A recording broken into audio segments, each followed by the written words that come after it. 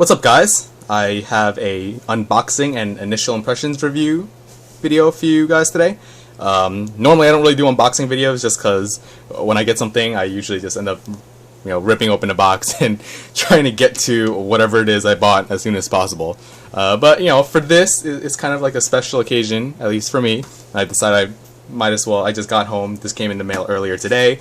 As you can probably see from here, it came from the LED warehouse. It's a flashlight. I think it's a small single-person owned flashlight store online, and I've never ordered from them before. But the guy does have somewhat of a presence on Candle Power forums. So this light that I ordered just recently came out, and he was one of the first people to actually start selling it.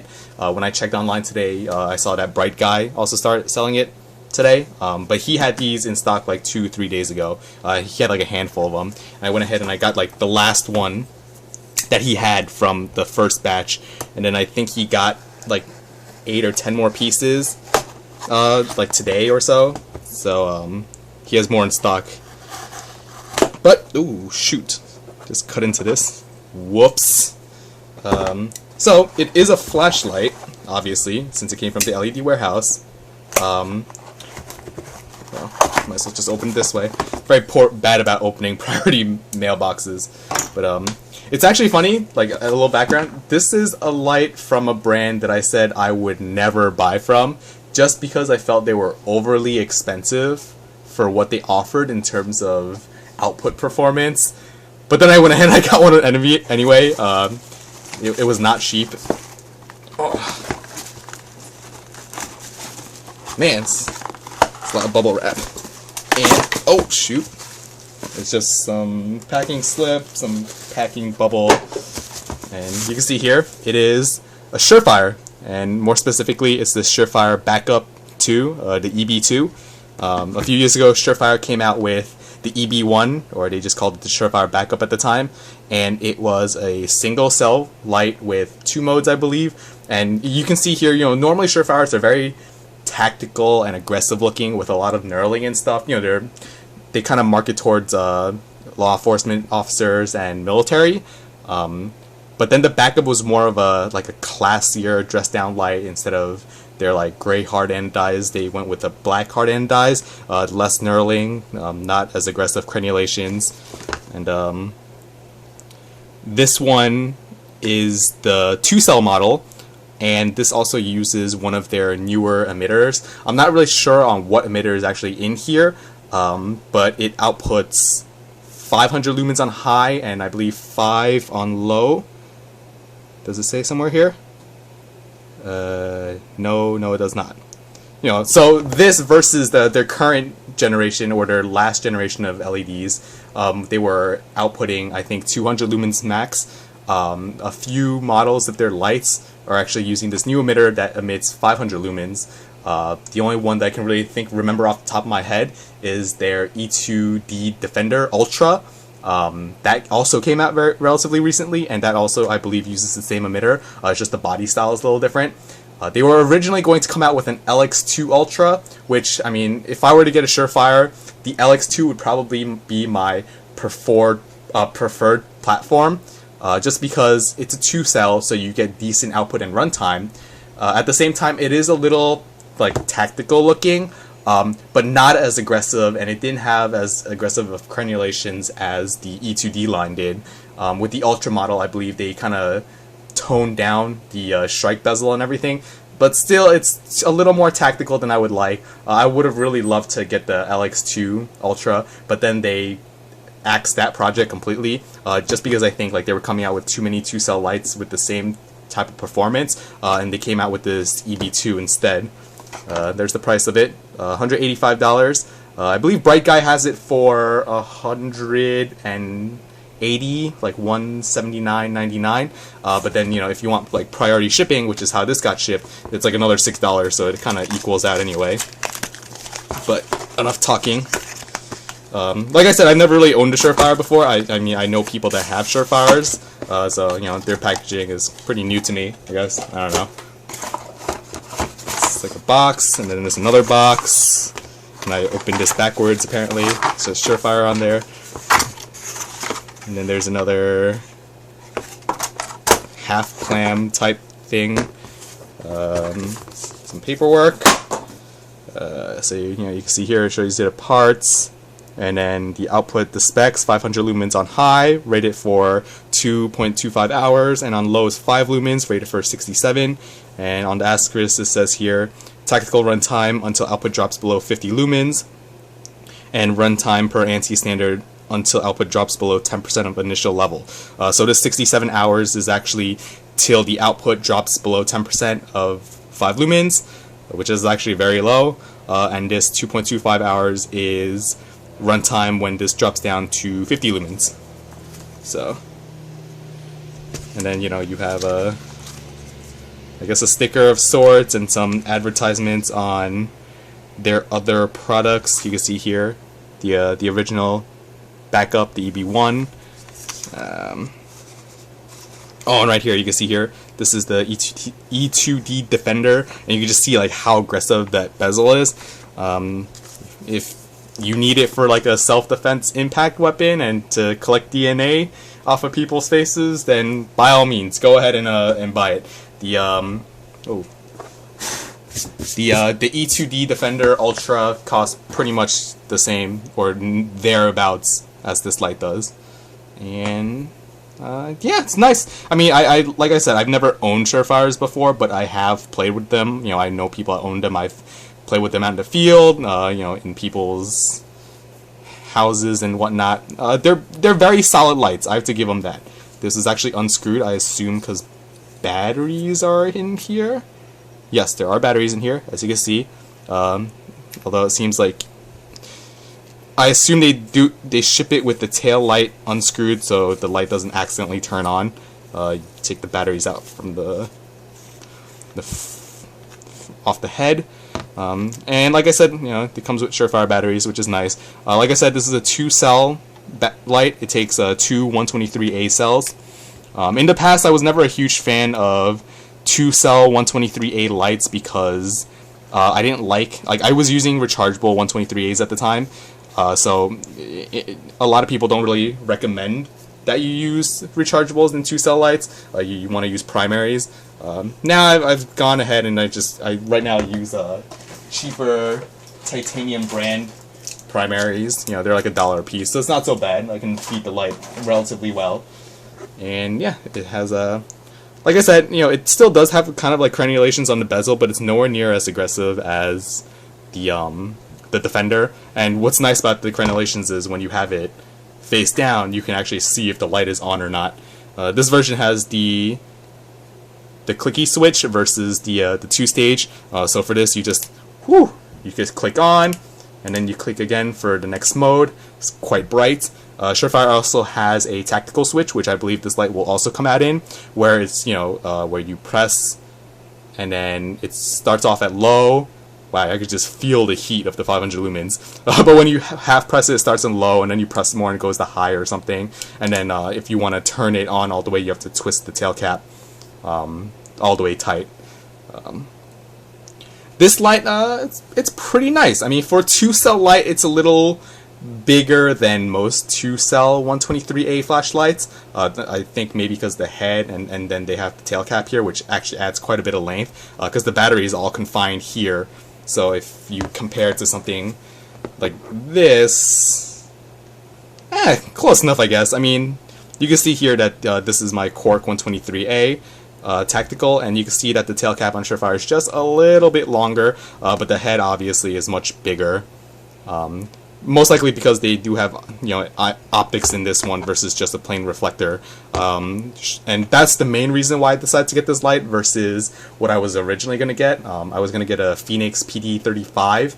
I was actually going to get the ultimate version, which was their limited run version, but then for this iteration of the PD35, they're coming out with a Gen 2 XML, I think, and that output's the same as the ultimate version. It's like an 800 lumen output light. With a plain reflector though, so you don't get as much throw as like a Surefire TIR optic, but because of the sheer light output, you still get pretty decent throw, and you get a very large wall of light. That's also a 2-cell 123A cell battery light. One nice thing about that versus this is that can take 18650s and this can't. I don't believe this can take 18650s.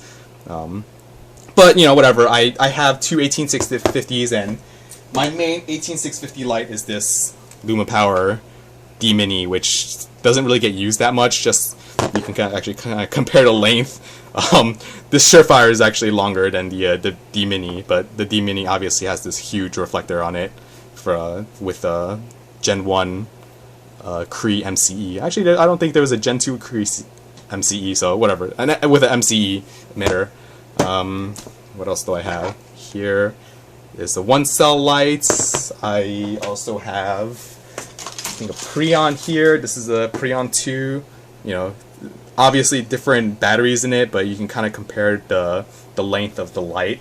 I believe this measures at 5.8 inches in overall length, while like a standard E2L from Surefire is like 5.2 inches. So it's a little longer than their standard 2-cell lights, but it's not, the ratio of it isn't nearly as bad as the EB1. I got to see the EB1 in person from my friend this past weekend, and that light is ridiculously long. Like literally, it's probably like this much longer than the Cork Tactical, and it's almost the same length as like the E2L that Surefire has. So there's that. What else do I have? Oh, I have another 2-cell light. This is my bag light. It's a EagleTech P100A2, and comparing the length, well, I mean, the good thing is that it is shorter than the EagleTech, but don't forget, the EagleTech uses two AA batteries, and this uses two 123A batteries, which are obviously shorter than the AA's. Still, I mean, you can see here it starts off on high, and then when you click again within 2 seconds, it goes to low. For those of you not familiar with Surefire, the TIR optics that they use in there is it's an acronym for like total. Damn it! It's like total internal reflection or something like that.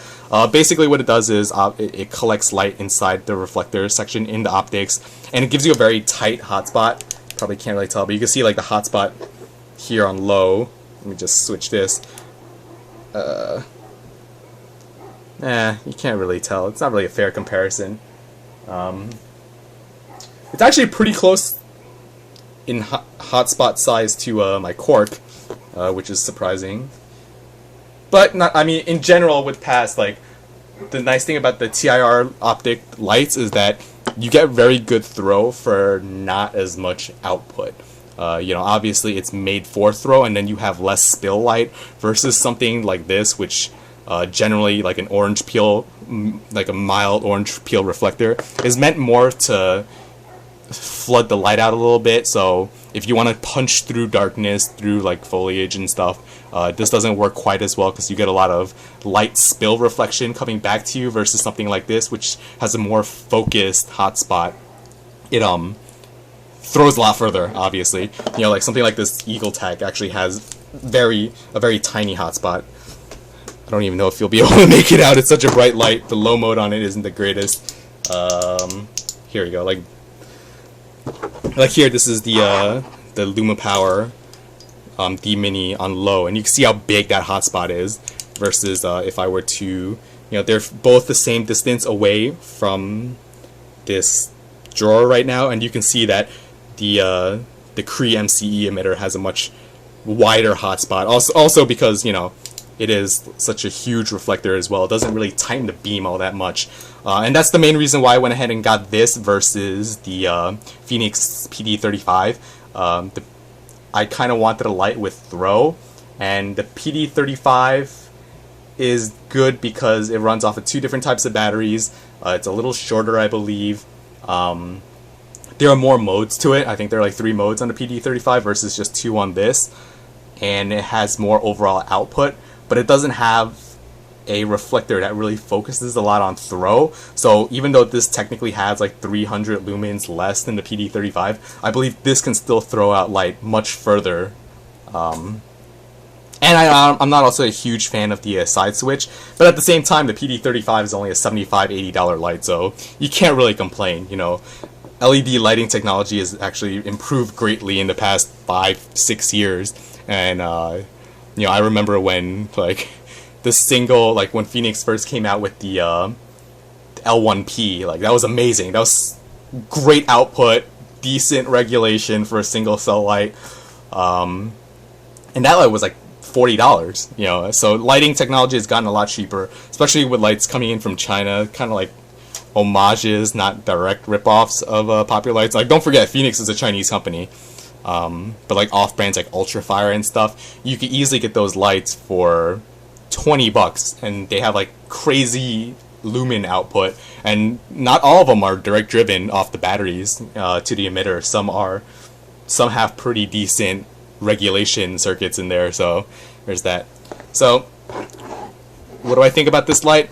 You can see like the two-way pocket clip here, where you could clip it on here as well as over here, which is nice. It gives you the option of bezel up or down. My initial impressions are it's a nice light. It definitely has good output. I'll have to test it out when it gets dark, obviously. But from indoor output, like, it is bright. Like, it is bright. That's all I can say. It's definitely brighter than this D-Mini, and the D-Mini is rated at around 400 lumens. Seeing luminescence by eye isn't a linear plot by any means. It takes a lot more lumens for the human eye to really make that big of a difference in being able to see it. But I stand by what I say. Surefires are very expensive for what you're getting. Granted, yeah, this body is probably super solid and super tough, but at the same time, it's not like the aluminum bodies that other companies are making are that fragile. You know, obviously, some of them they're not as robust as this, but for a flashlight, like, how robust of a light do you really need? So $185 is quite a bit for it, and definitely if you want to pay Surefire's list price of like $245, $55, that's a lot, and I would not pay that much for this light. But, you know, just I kind of wanted a Surefire. This kind of had what I wanted, although granted I would have preferred in the LX2 platform. So I decided to splurge and buy it. So maybe a review in the future. I'm not really huge into like flashlight reviews. I don't really feel like I know that much compared to other people that do it. But maybe, who knows? You know, this is like my most expensive light right now. So maybe I'll do a review once I can get out into the field, when I maybe go out on some night hikes or something, just so I can take full advantage of the throw that this should give me, and I'll post up an update video. So I hope you guys enjoyed this video, and thanks for watching.